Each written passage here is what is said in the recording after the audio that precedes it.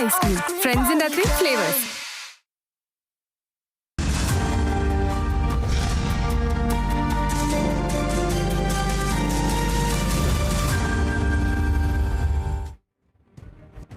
നമസ്കാരം. ഇതുവരെയുള്ള പ്രധാന വാർത്തകളെല്ലാം അറിയാം. അതിവേഗ വാർത്തയിൽ മലപ്പുറം മുൻ SP സുജിത് ദാസിന് വീണ്ടും നിയമനം. ഇൻഫർമേഷൻ ആൻഡ് കമ്മ്യൂണിക്കേഷൻ SP ആയാണ് നിയമനം. മലപ്പുറം ക്യാമ്പ് ഓഫീസിലെ മരംമുറി വിവാദത്തിൽ സസ്പെൻഷനിലായിരുന്നു സുജിത് ദാസ്.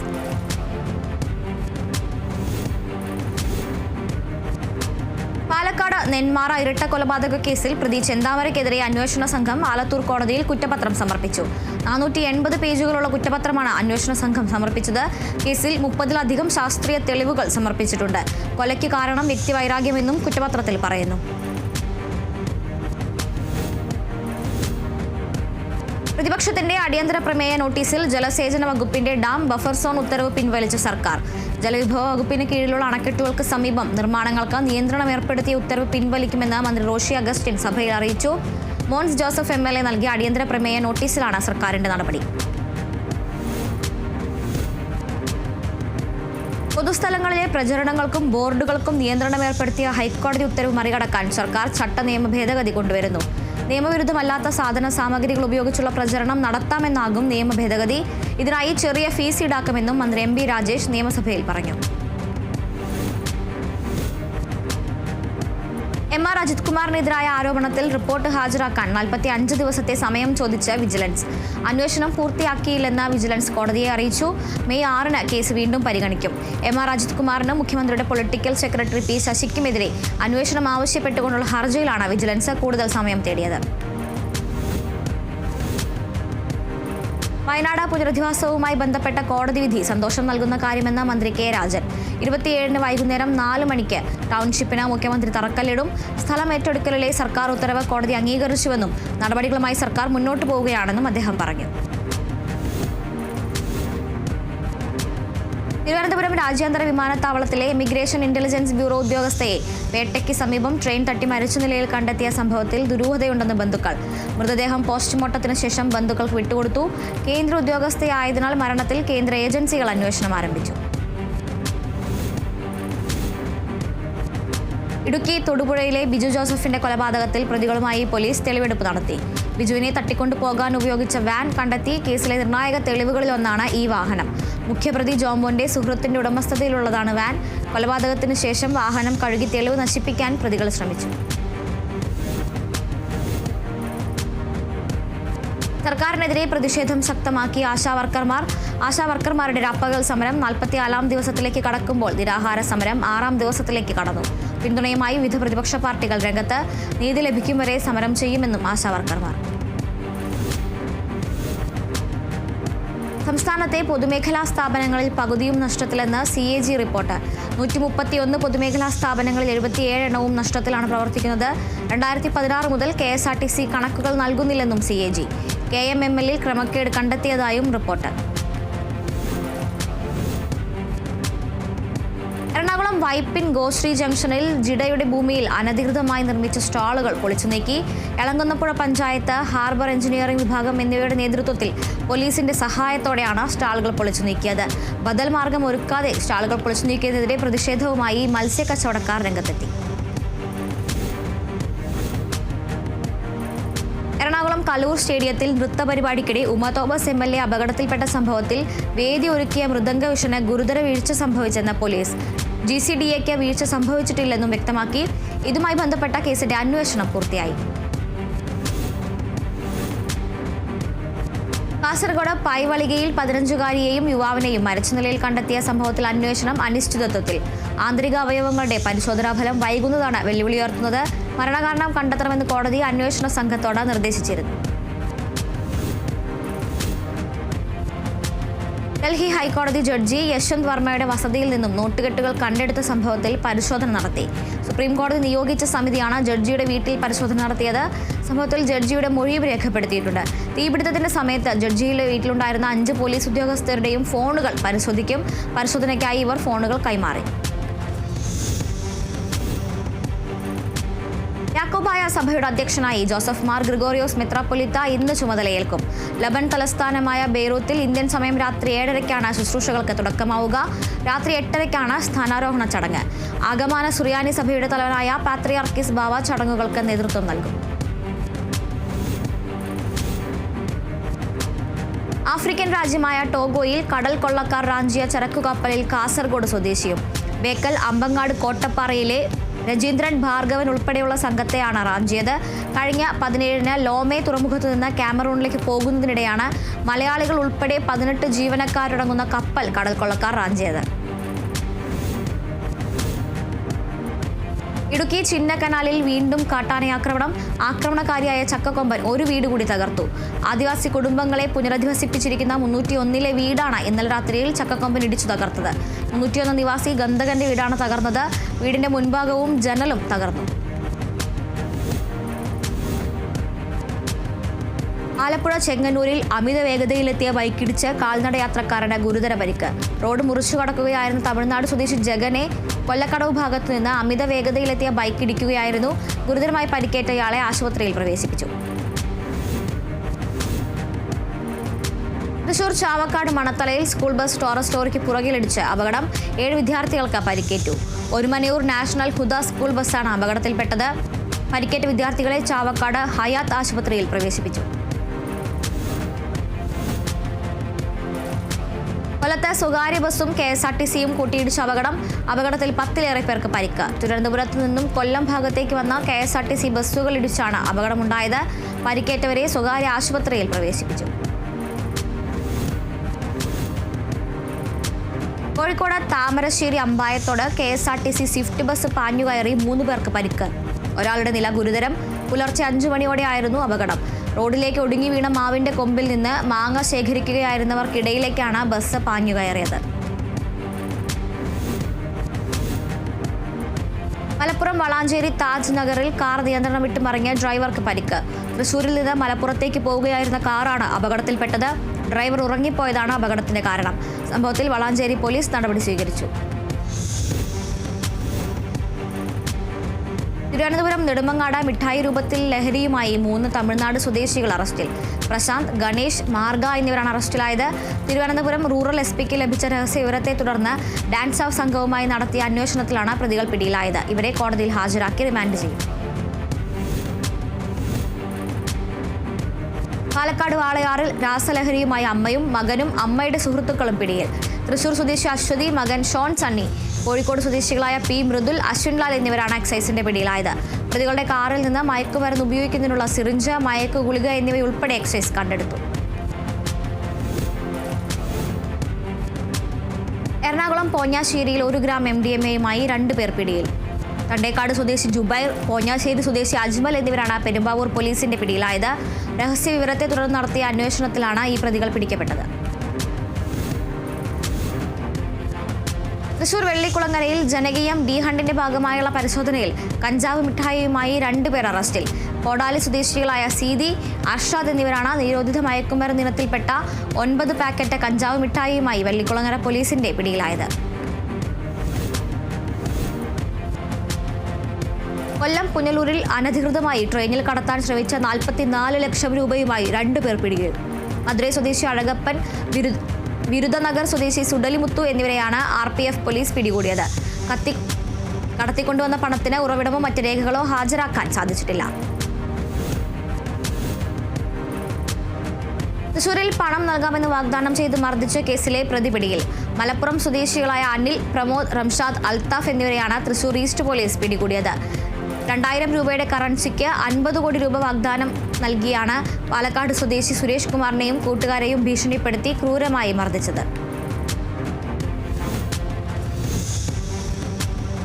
തൃശൂരിൽ യുവാവിനെ വെട്ടിക്കൊലപ്പെടുത്താൻ ശ്രമിച്ച പ്രതി വെസ്റ്റ് പോലീസിന്റെ പിടിയിൽ. നാട്ടിക സ്വദേശി രമേശ്, ഒളരിക്കര സ്വദേശി ജെൻസൺ എന്നിവരാണ് പിടിയിലായത്. ചേറ്റുപുഴ സ്വദേശി അരുണിനെ പ്രതികൾ വീട്ടിൽ കയറി ആക്രമിക്കുകയായിരുന്നു. കൊല്ലം കണ്ണനല്ലൂരിൽ യുവാവിനെ കമ്പി വടികൊണ്ടടിച്ച് ഗുരുതരമായി പരിക്കേൽപ്പിച്ച കേസിൽ 2 പേർ അറസ്റ്റിൽ. നെടുമ്പന സ്വദേശി നവനീത്, കൊട്ടാരക്കര സ്വദേശി അഭിജിത്ത് എന്നിവരെയാണ് അറസ്റ്റ് ചെയ്തത്. കഴിഞ്ഞ വർഷം പള്ളിമൺ സ്വദേശി അതുലിനെ മുൻ വൈരാഗ്യത്തെ തുടർന്ന് പ്രതികൾ മർദ്ദിക്കുകയായിരുന്നു. ആലപ്പുഴ മാന്നാറിൽ സംസ്ഥാനത്തെ വിവിധ ജില്ലകളിൽ വിദേശ ജോലി വാഗ്ദാനം ചെയ്ത നിരവധി പേരിൽ നിന്നും കോടികൾ തട്ടിയെടുത്ത യുവാവ് പിടിയിലായി. മാന്നാർ സ്വദേശി ഹനീഫിനെയാണ് പോലീസ് അറസ്റ്റ് ചെയ്തത്.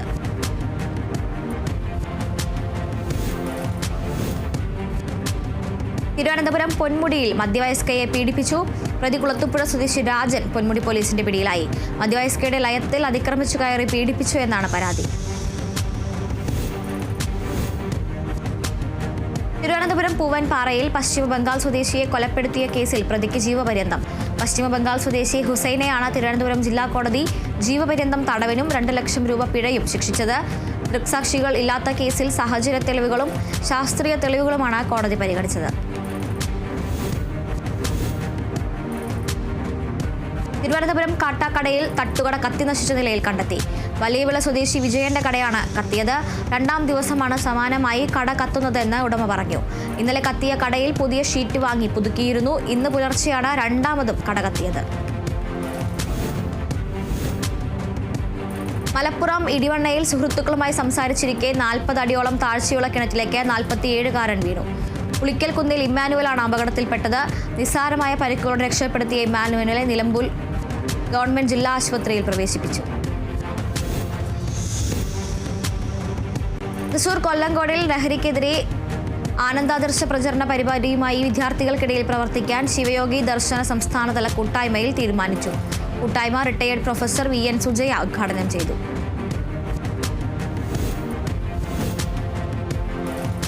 ഇടുക്കി ബൈസൺ വാലി ചക്രമുടിയിൽ പട്ടയം റദ്ദാക്കിയ 13 ഏക്കർ 79 സെന്റ് ഭൂമി സർക്കാർ ഏറ്റെടുത്ത് ബോർഡ് സ്ഥാപിച്ചു.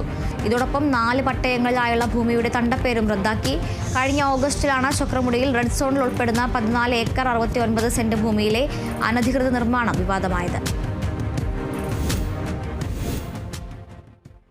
അതിവേഗ വാർത്തയിൽ ഇനിയൊരു ഇടവേള.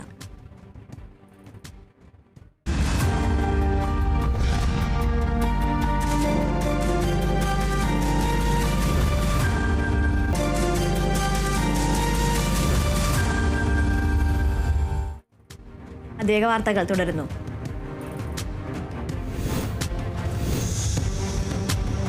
തിരുവനന്തപുരം നെയ്യാറ്റിൻകര വെള്ളറടയിൽ വലിയ ശബ്ദത്തോടെ പാറ വിണ്ടുകീറിയത് ജനങ്ങളിൽ പരിഭ്രാന്തി സൃഷ്ടിച്ചു. ഉഗ്രശബ്ദത്തോടും പുകയോടും കൂടി പാറ തനിയെ വിണ്ടുകീറുകയായിരുന്നു. അപകടസ്ഥിതി കണക്കിലെടുത്ത് നിവാസികളെ മാറ്റിപ്പാർപ്പിക്കാൻ നിർദ്ദേശം നൽകി. തൃശൂർ മണലൂരിൽ യുവജനങ്ങളുടെ കായിക സാംസ്കാരിക വികസനം ലക്ഷ്യമാക്കിക്കൊണ്ട് പഞ്ചായത്തിലെ വിവിധ ക്ലബ്ബുകൾക്ക് സ്പോർട്സ് കിറ്റുകൾ വിതരണം ചെയ്തു. ജനകീയാസൂത്രണ പദ്ധതിയുടെ ഭാഗമായി നടത്തിയ വിതരണം പഞ്ചായത്ത് പ്രസിഡന്റ് സൈമൺ തെക്കത്ത് നിർവഹിച്ചു. തൃശൂരിൽ ജില്ലാ ശുചിത്വ മിഷന്റെ ആഭിമുഖ്യത്തിൽ മാധ്യമ ശില്പശാല സംഘടിപ്പിച്ചു. ക്ലീൻ കേരള കോൺക്ലേവിന്റെ ഭാഗമായി നടത്തിയ ശില്പശാല തദ്ദേശ വകുപ്പ് ഡെപ്യൂട്ടി ഡയറക്ടർ K സിദ്ദീഖ് ഉദ്ഘാടനം ചെയ്തു. തിരുവനന്തപുരം കോഴഞ്ചേരി മാർത്തോമ സീനിയർ സെക്കൻഡറി സ്കൂളിൽ UKG വിദ്യാർത്ഥികളുടെ കോൺവക്കേഷൻ സംഘടിപ്പിച്ചു. School manager reverend Abraham Thomas ഉദ്ഘാടനം ചെയ്തു. ആലപ്പുഴ ചങ്ങനാശ്ശേരി എക്സൈസ് ഓഫീസിലേക്ക് ദേശീയ കർഷക തൊഴിലാളി ഫെഡറേഷൻ മാർച്ചും ധർണയും സംഘടിപ്പിച്ചു. മയക്കുമരുന്ന് മാഫിയ സംഘങ്ങളെ ഉന്മൂലനം ചെയ്യാൻ സർക്കാർ തയ്യാറാകണമെന്ന ആവശ്യം ഉന്നയിച്ചാണ് ധർണ സംഘടിപ്പിച്ചത്. നിയോജക മണ്ഡലം കമ്മിറ്റിയുടെ ആഭിമുഖ്യത്തിൽ നടത്തിയ ധർണ KPCC സെക്രട്ടറി PS രഘുറാം ഉദ്ഘാടനം ചെയ്തു.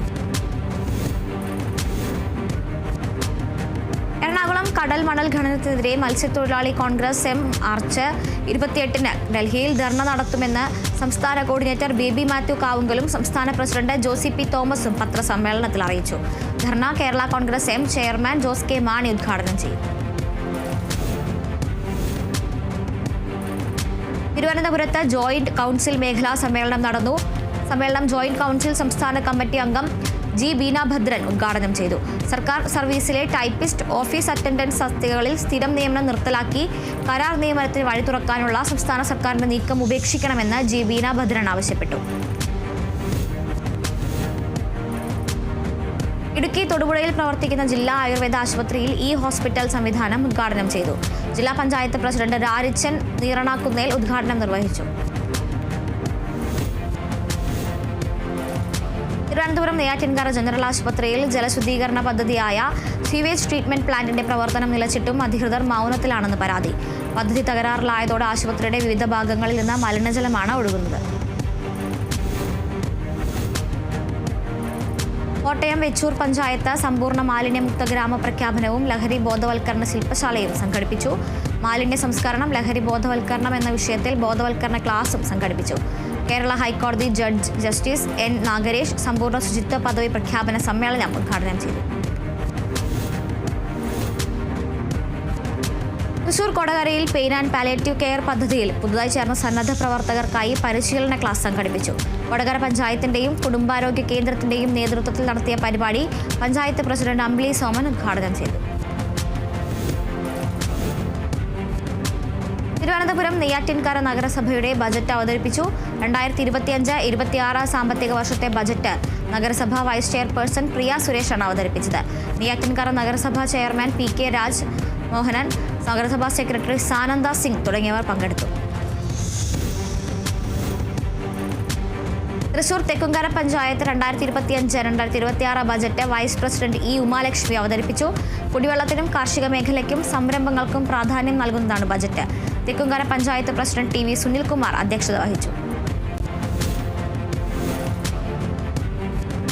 കൊല്ലം ചവറ കൊറ്റംകുളങ്ങര ദേവീക്ഷേത്രത്തിലെ ചമയവിളക്ക് മഹോത്സവത്തിന്റെ ഭാഗമായി ചമയവിളക്കെടുത്ത് പുരുഷന്മാർ. മുൻകാലങ്ങളിൽ നിന്നും വ്യത്യസ്തമായി കേരളീയ വേഷത്തിൽ മാത്രമായിരുന്നു ഇത്തവണ വിളക്കെടുപ്പ്. 2 ദിവസം നീണ്ടു നിൽക്കുന്ന ചമയവിളക്ക് മഹോത്സവം ഇന്ന് അവസാനിക്കും. വാർദ്ധക്യം ആഘോഷമാക്കി ആലപ്പുഴ ചെങ്ങന്നൂരിലെ മുതിർന്ന പൗരന്മാരുടെ കൂട്ടായ്മ. മുംബൈയിൽ നിന്ന് കൊച്ചിയിലേക്ക് കപ്പൽ യാത്ര ചെയ്താണ് ഫോറം അംഗങ്ങൾ പുതിയ യാത്രയുടെ ആശയം അവതരിപ്പിച്ചത്. സീനിയർ സിറ്റിസൺസ് ഫോറം ചെങ്ങന്നൂർ യൂണിറ്റിലെ 44 അംഗങ്ങളാണ് ഉല്ലാസയാത്രയിൽ പങ്കെടുക്കുന്നത്. നിർധന കുടുംബത്തിനായി നിർമ്മിച്ചു നൽകുന്ന വീടിന്റെ വയറിംഗ്, പ്ലംബിംഗ് ജോലികൾ സൗജന്യമായി ചെയ്തു നൽകിയ അടിമാലി ടെക്നിക്കൽ ഹൈസ്കൂളിലെ അധ്യാപകരും വിദ്യാർത്ഥികളുടെ രക്ഷിതാക്കളും. മറയൂർ സ്വദേശിനിക്കായി നിർമ്മിച്ചു നൽകുന്ന വീടിന്റെ വയറിംഗ് ജോലികളാണ് ഇവർ ഏറ്റെടുത്തത്. മച്ചിപ്ലാവിന് സമീപമാണ് സ്നേഹവീട് ഒരുങ്ങുന്നത്.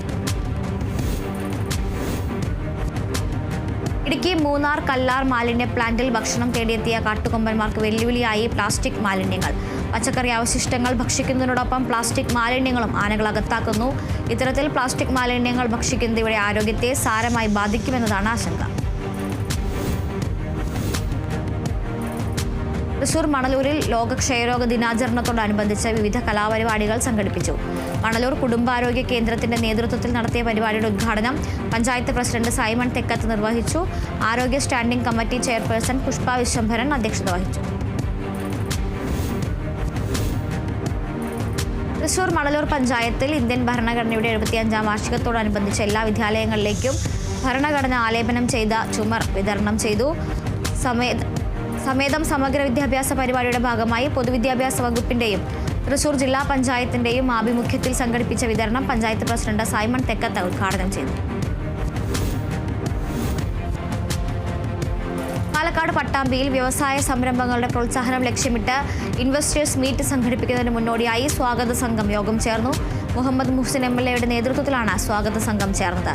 26-ന് നടക്കുന്ന യോഗം കേരളത്തിന്റെ വ്യവസായ മന്ത്രി രാജീവ് ഉദ്ഘാടനം ചെയ്യും. തൃശൂർ കല്ലേറ്റുംകരയിൽ ബാബാ സാഹിബ് അംബേദ്കർ വിശിഷ്ട സേവാ നാഷണൽ അവാർഡ് കരസ്ഥമാക്കിയ കല്ലേറ്റുംകര സ്വദേശി ഷാജു വാലപ്പനെ അനുമോദിച്ചു. മുൻ സർക്കാർ ചീഫ് വിപ്പ് തോമസ് ഉണ്ണിയാടൻ അനുമോദനവും ചടങ്ങ് ഉദ്ഘാടനവും ചെയ്തു. ഷാജുവിന്റെ 2024 പ്രവർത്തനത്തിന്റെ അടിസ്ഥാനത്തിലാണ് അവാർഡ് ലഭിച്ചത്. തിരുവനന്തപുരം കന്യാകുളങ്ങരയിൽ റംസാൻ റിലീഫും ചികിത്സാ സഹായ വിതരണവും നടത്തി.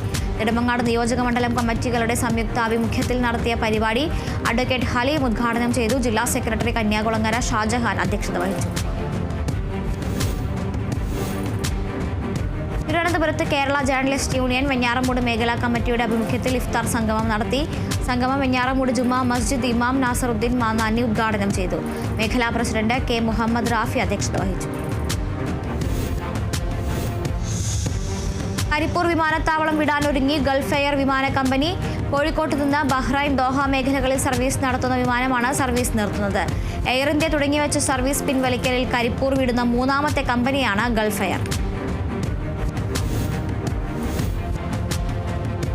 തമിഴ് നടൻ വിജയുടെ സിനിമാ കരിയറിലെ അവസാന ചിത്രത്തിന്റെ റിലീസ് തീയതി പ്രഖ്യാപിച്ചു. എച്ച് വിനോദ് സംവിധാനം ചെയ്യുന്ന ജനനായകൻ അടുത്ത വർഷം ജനുവരി 9-ന് തിയേറ്ററുകളിലെത്തും. പൊങ്കൽ റിലീസായാണ് ചിത്രം പ്രദർശനത്തിനെത്തുക. ചിത്രം നിർമ്മിക്കുന്ന KVN പ്രൊഡക്ഷൻസ് ആണ് ഇക്കാര്യം പുറത്തുവിട്ടത്. വിക്രം നായകനായി എത്തുന്ന ഏറ്റവും പുതിയ ചിത്രം വീരധൂര സൂരനിലെ പുതിയ ഗാനം റിലീസ് ചെയ്തു. GV പ്രകാശ് കുമാർ സംഗീതമൊരുക്കിയ ഗാനം ആലപിച്ചിരിക്കുന്നത് വേൽമുരുകനാണ്. വിവേകാണ് രചന നിർവഹിച്ചത്. ചിത്രം മാർച്ച് 27 തിയേറ്ററുകളിലെത്തും. മലയാളികൾ കാത്തിരിക്കുന്ന മമ്മൂട്ടി ചിത്രം ബസൂക്കയുടെ പുതിയ അപ്ഡേറ്റ് പുറത്ത്. ചിത്രത്തിന്റെ ട്രെയിലർ മാർച്ച് 26 വൈകിട്ട് 8 മണിക്ക് റിലീസ് ചെയ്യും. മമ്മൂട്ടി തന്നെയാണ് ഇക്കാര്യം തന്റെ സാമൂഹിക മാധ്യമങ്ങളിലൂടെ പങ്കുവച്ചത്. Bazooka April 10 തിയേറ്ററുകളിലെത്തും. നേരത്തെ ഫെബ്രുവരി 14 റിലീസ് ചെയ്യുമെന്നായിരുന്നു അറിയിച്ചിരുന്നത്. Spanish coach David Català Kerala ബ്ലാസ്റ്റേഴ്സിന്റെ പുതിയ പരിശീലകനാകും. മിഖായേൽ സ്റ്റാറെ പരിശീലക സ്ഥാനത്ത് നിന്ന് പുറത്താക്കപ്പെട്ട മാസങ്ങളുടെ ഇടവേളയ്ക്ക് ശേഷമാണ് പുതിയ ആശാന്റെ നിയമനം. ഔദ്യോഗിക പ്രഖ്യാപനം ഉടനുണ്ടാകുമെന്നാണ് സൂചന. അതിവേഗ വാർത്തകൾ അവസാനിക്കുന്നു. നമസ്കാരം.